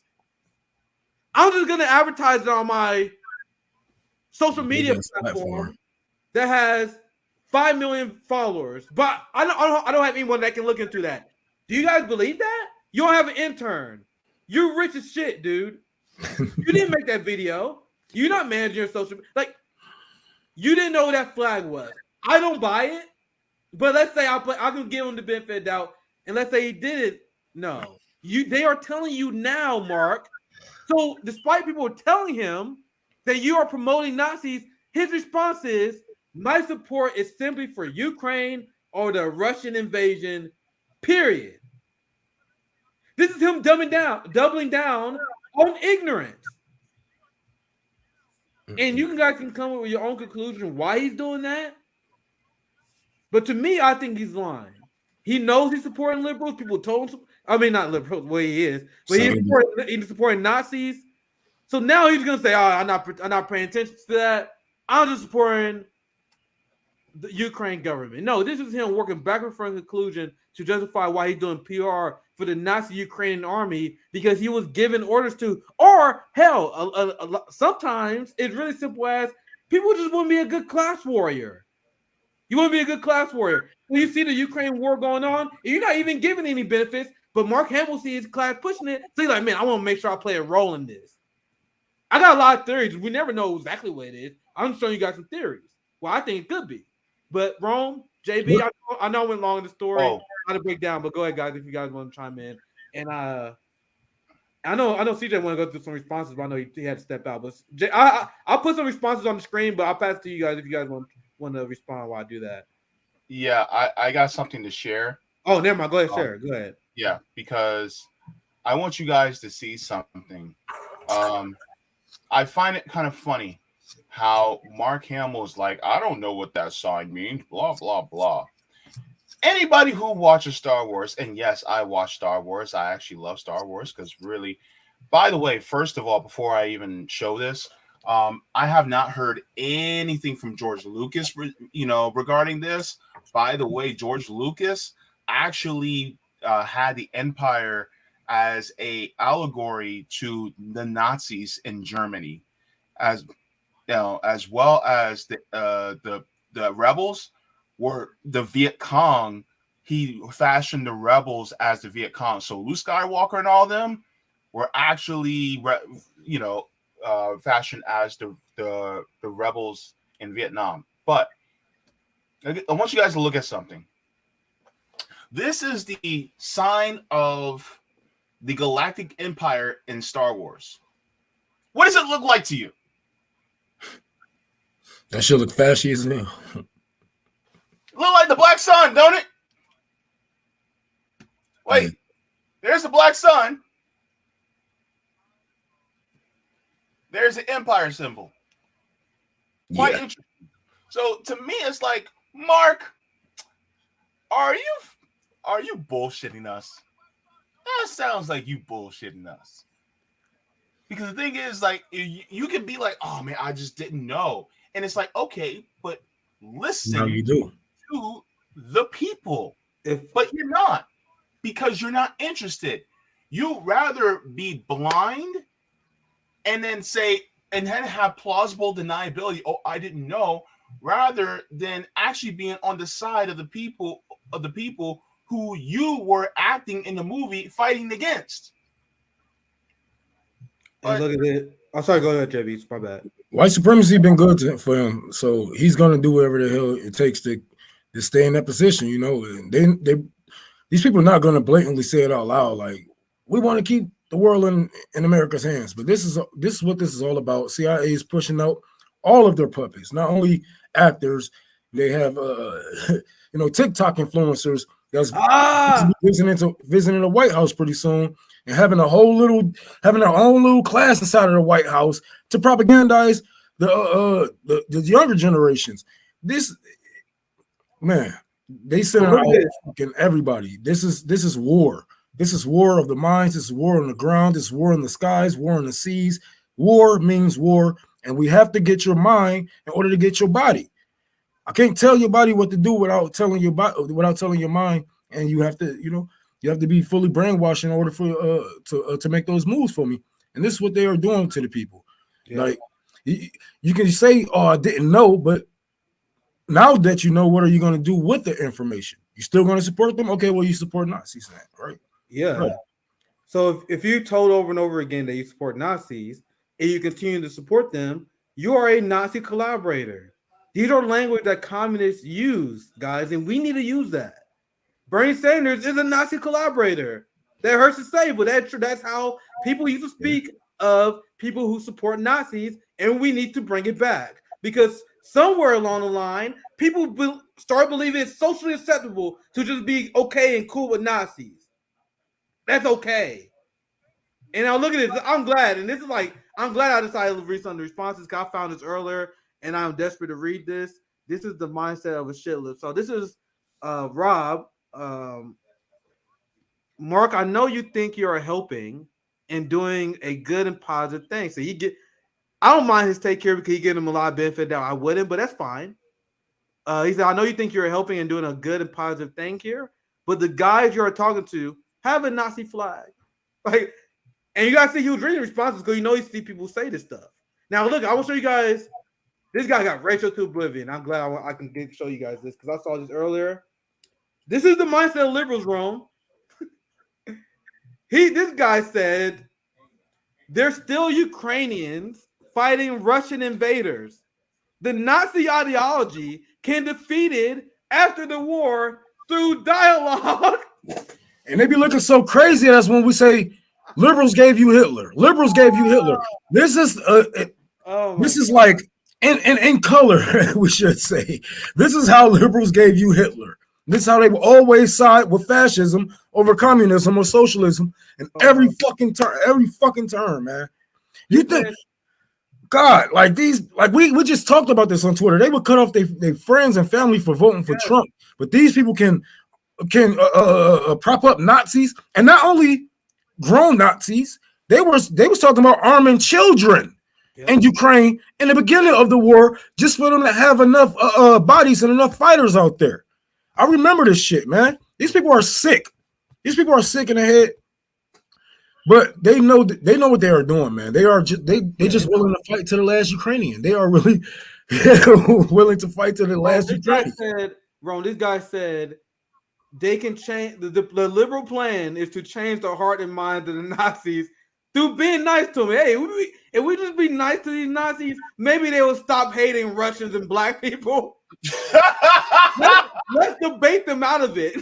That's the liberal position, JB. Like, I'm having fun. The segment's almost over.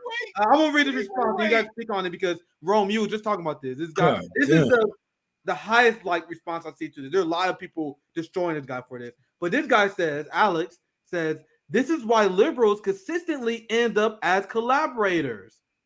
They convince themselves that empowering and arming Nazis is just a necessity, and they will totally hand the tanks back to them when shown the logical inconsistency of their racism. So the liberals believe they can give the Nazi tanks and weapons, but then they just wag their finger at them. Hey, stop being mean, Nazi. Bring the tank back. And they're like, yes, ma'am. Yes, sir. We will do that.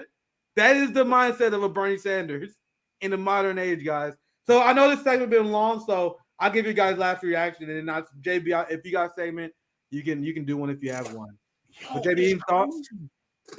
Yo, it's crazy.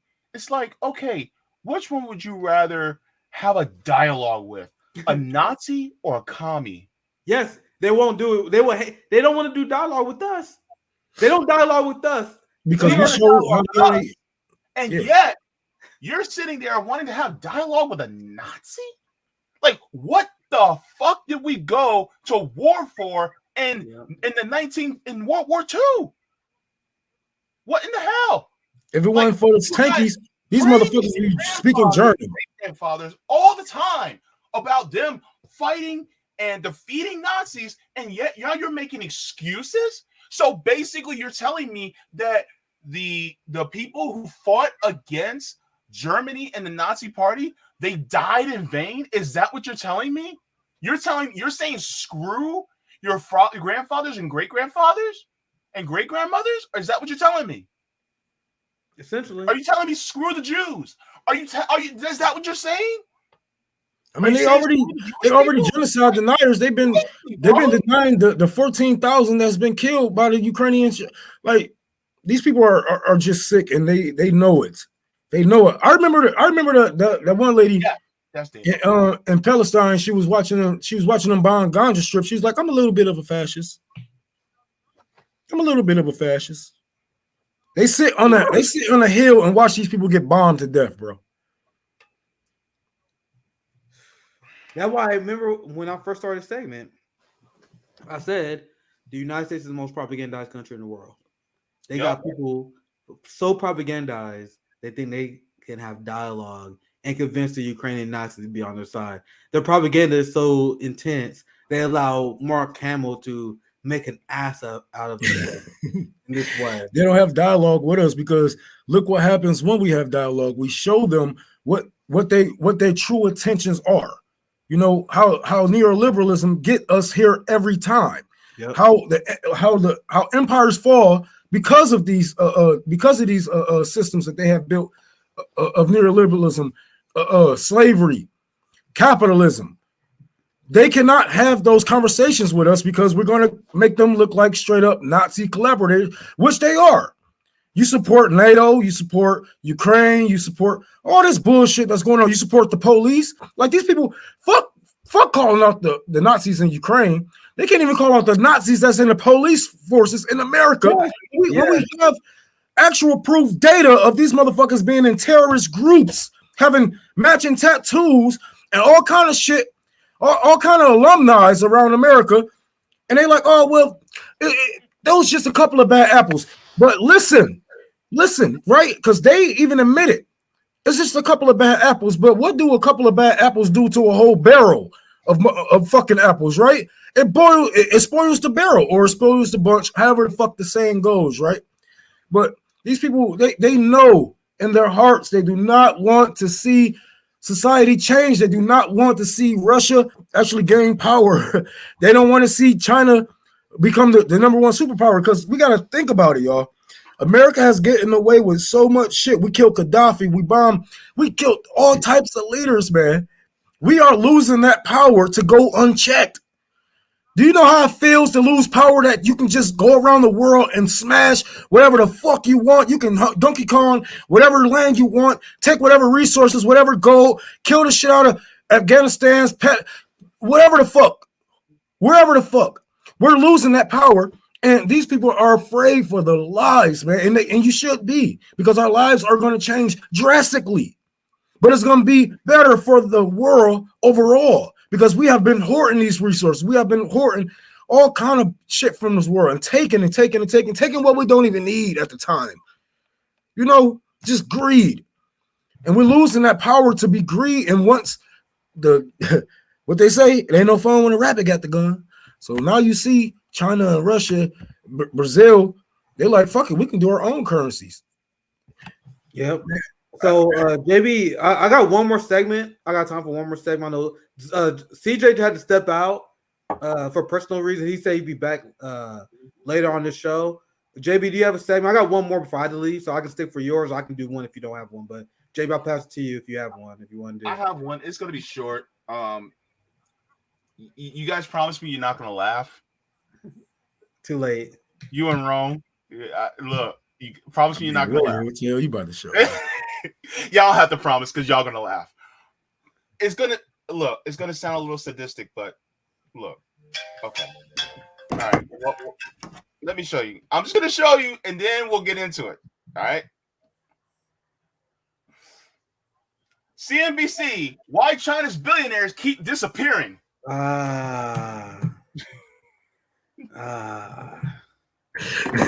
they oh my god! The billionaires, they're disappearing. What the world is going on? And it's like, why China's billionaires keep disappearing. It says Jack Ma, the founder of Alibaba, made headlines when he recently spotted at the Yonggu School in Hangzhou, where the company is headquartered, where he's rarely made a public appearance since he irked the Chinese Oh gosh. It's called. I love that you show this story. They just do that just to be racist, man. Just blatant racism. Yeah.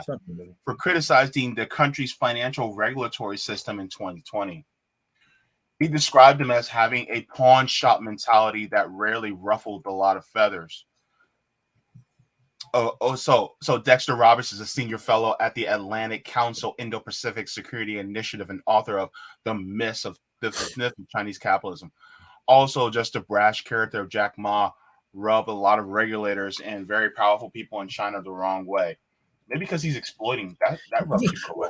This is why, look, they want us to have sympathy and empathy for these corrupt billionaires, because we do it here. They want us to they want it to be accepted all around the world. Fuck these billionaires. They should disappear once they are too corrupt. Their companies should be, restarted or nationalized. You can't just sit here and do as you please just because you have more money than the bottom half of the fucking world. It's not. It don't work like that. And I'm glad that China actually does something about these people, because Elon Musk, whether y'all know it or not, he's scared for his life too, because he's admitting to throw a coup in Bolivia. Now, I just explained to y'all how we are losing those same powers to throw a coup in Bolivia and Libya, whatever the fuck, right? He's going to be one of those billionaires that disappear also. Mm-hmm.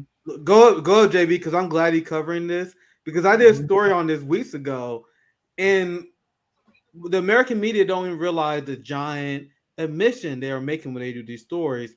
Because scroll up a little bit, JB. I think the paragraph before this. Okay. Because these billionaires get caught doing financial fraud, and the Chinese government hold them accountable. Now, this is something that is completely foreign to the United States. We arresting billionaires for crimes? What? You guys don't have a multi-tier justice system? Look how they describe this here, JB. And I covered this at the time, and they use the same language, even though this is a new article, because they talking about an old incident. So you had the Chinese Canadian billionaire who was abducted by the Chinese security agents. Guys, this billionaire was abducted by the government. What do you call that? He was arrested. Do white Americans, when black people are arrested in this government, when they say, oh my God, Rome was abducted by the United States government, the looters the people at the protest was abducted by the U.S. government. They never say that. Yeah. The Chinese government holding this person, a billionaire, accountable, arresting them, and they say he's been kidnapped. Kidnapped. Look, look, this is real because look at the last sentence you highlight here. He was sentenced to 13 years in prison for fraud and corruption. So what was the abduction about? He was arrested. He was arrested and charged. So why did they use that? Why did they say he was abducted? Why did the framing come from all the mainstream media? They are leaving this part. They are lying by omission, guys, because they want you to believe that these billionaires are just being kidnapped by the government. No, they are committing financial crimes, and the government is arresting them. You know what's funny? It's like whenever people talk about, oh man, these billionaires, they're crooks. We just want them to be held accountable. And then you see China doing it. They're like, not like that. What the hell do you mean not like that? Yes. Put them in jumpsuits, put handcuffs on them, and march their ass right to the jail cell. Okay, fine. Because guess what? They're literally exploiting people. Like, don't you want to arrest and convict exploiters who are taking advantage of the people? Why wouldn't you want to do that? Because we look at billionaires like celebrities, man. And I wanted to say that too about what's going on with Mark and the Star Wars guy, whatever the fuck his name is. I never saw that movie. I'm not even gonna lie. I never saw not one movie. I don't know that much about it either. But I saw with the people that's on the left that was giving him the benefit of the doubt. We have too much celebrity worship, man. Just too much celebrity worship. Even though we are communists and leftists, I see the shit every day. Like I remember when Eminem came out and did some shit for Joe Budden. I was like, man, fuck you, nigga. But everybody was like, oh man, you been like that's Slim Shady. I'm like, man, this nigga told us to vote for Biden. Get the fuck out of here, bro. Like, even though I've been listening to you since I was 1995, first time I heard Eminem, he was with some white group. Like, just because I grew up on, I won't cut your ass off at the first sign of you siding with white supremacy. Like, what the fuck? And that's what these people do, man. It's just too much celebrity worship, too much billionaire worship. And everybody want to take it easy on these guys. Fuck taking it easy on them, man. Like they literally have child labor, slave labor, whatever the fuck you can think of, man. Yo, Tesla just got exposed for being racist as hell, and nobody gives a fuck, man. Like, JB, pull that article back up, and you can keep it at the same spot. Click. That's a link, isn't it? Click that link, and before look at what they say. They said, as a journalist, you would think you want to follow up on this, right? Look, he was abducted, right? He was. Oh, that's not a link. Sorry, it looked like a link. But anyway, I still want to make this point, and I can in my thought. In 2022, he was sentenced to 13 years in prison for fraud and corruption. So you would think, as a journalist, as someone whose job is to inform the public, you would think you would want to dive into what fraud and corruption he was accused of. They do not. I would too. They do not. That's why I thought it was a link at first. Like, that link? No, they don't. They're not even a link. They don't talk about it. They immediately go, "Oh, it's a mysterious disappearance." What do you mean mysterious? Do you want to look into the corruption charges? Maybe if you look into the corruption charges, maybe it may be less mysterious if you look into what the Chinese government is accusing him of. Anyway, go ahead, JB and Rome. I say 13 years is fair, man. Look, 13 years in prison is fair comparing to U.S. policies of what these billionaires get, a slap on the wrist, a fine. Now compare that to what we get. Just some regular Joe Schmo motherfuckers. If we was to, not file our taxes for a couple of years, we're running from the IRS. Nigga, we probably gonna do more than 13 years in prison, slave labor. You know what I'm saying? Like, I think 13 years is fair considering corruption comes in many forms. Like, death could have came with that corruption. Evictions could have came with that corruption. Job loss could have came with that corruption. You're changing people's whole livelihoods, right? I think 13 years is fair. You know what I'm saying? Like, if it was up to me, you would have, but that's fair. So, Rome, to your point, you guys realize that China has 1.1. I need to look at the new number. 1.1 billion people. That's an old number, Mark, probably. Over 1 billion people. But they got less people in prison than the United States. Yep. Who are they saying in prison, though? Billionaires. Billion people. Less people in prison than we do. but they are prioritizing sending billionaires to prison. If only.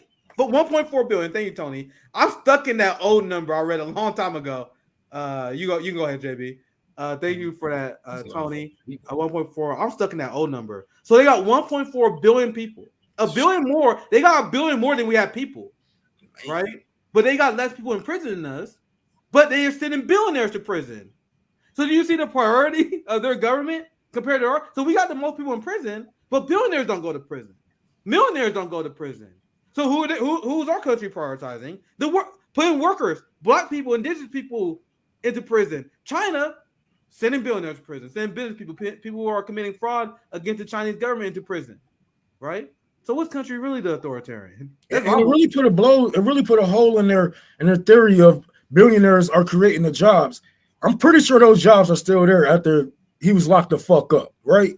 Because the people create the jobs, the people keep the labor going. And like I had said before, I make sure that everybody that works for me is paid what they want, like what you are worth. You're not about to just say, I'm not about to say here, $10 an hour bullshit. Yeah. No, that's fucked up. It's fucked up. If you got that's why we fundraise, just so we can pay people their fair labor value. That's why we do it. Like, I'm not asking that money from me. Do you see the scroller? That money that's not from me. That's so we can pay Aaron. That's so JB and A1 part of the team can pay their bills and shit. We paid what we can, but I won't pay a thriving wage, but we can only do what we can do. So that's why we do it. But see, Ron, go ahead. I love that. Yeah, do what you can, man. But y'all, we be sitting here taking well, I was about to say taking advantage. We be sitting here taking up for these millionaires, these billionaires, and having all type of excuses of why they can't pay. I'm still a poor black man in the hood. Ain't no way I should be able to afford $25 an hour, but I make it so. I make sure everybody get, but you can't even get that from your bosses. That's millionaires and billionaires. Like it has to stop. This greed has to stop, and we have to start. Like I love what China is doing. Hold these motherfuckers accountable, man, because it's gonna really set in tone. Like Nick said, the priorities of who should go for what, man. Like y'all can't look at them like regular humans. They live, breathe. Well, they don't live like us. They wake up and breathe like us, but their lives is different, man. Like if I was to go under, probably like 10 people is being paid up under me. They probably can find another job that's not too like if Tesla shut down and he just ran off with everything, those millions of lives that I'm gonna get this. I got ghosted on. I don't know if you guys have any other segments.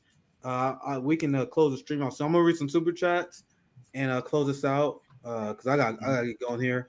So thank you for the $2. Josiah, no tears for cooked banderites. Absolutely. And then I'm gonna start calling more of the people that like they are banderites. Like Mark Hamill is a banderite. He's 100% okay with collaborating with these people. So thank you for that. This is $5 for Roger Meadows. Even if convicted judge might give 2-day sentence, governor might commute sentence or grant pardon. And guys, I live in Missouri. That's 100% possible. Like you guys know that. Remember that white couple who pointed guns at protesters, which is a felony. Our governor, I gotta look at it. I keep forgetting. I think it's like Pierce or something. What's our governor name? He pardoned those people. And the thing is, like, bro, if you're gonna be Mike Parson, this guy right here, he pardoned the people who was physically threatening protesters with guns, which is a felony, right? But he pardoned them because he was serving our agenda. That's the hypocrisy of our government. So I don't think they're gonna pardon this guy because that's like messy politically. Like this is gonna be like I don't know. Maybe you never know, man. It might shock me, but like shooting someone through their doorbell that just rang the doorbell. I haven't seen the right try to turn this to a culture war because even they like, oh yeah, that's a loser.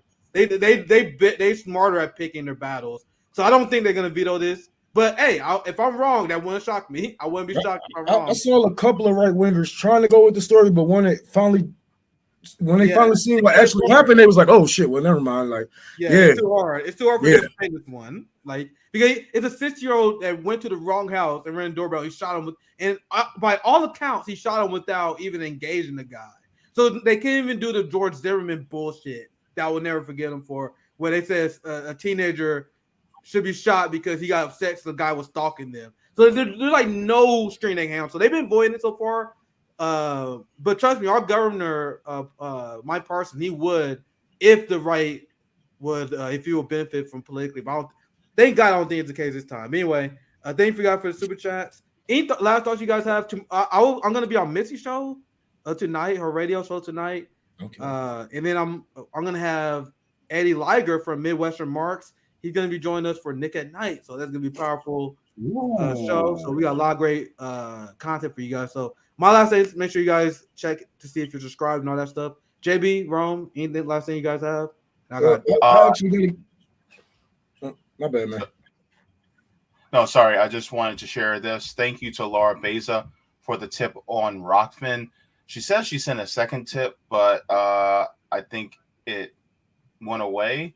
Sorry about that, Laura, but hopefully Rockfin will get adjusted on that. But thank you so much. And then, yeah, thanks to Jean Zybax. She says, I see it. It's total BS. Yeah. Thank you so much to everybody on Rockfin.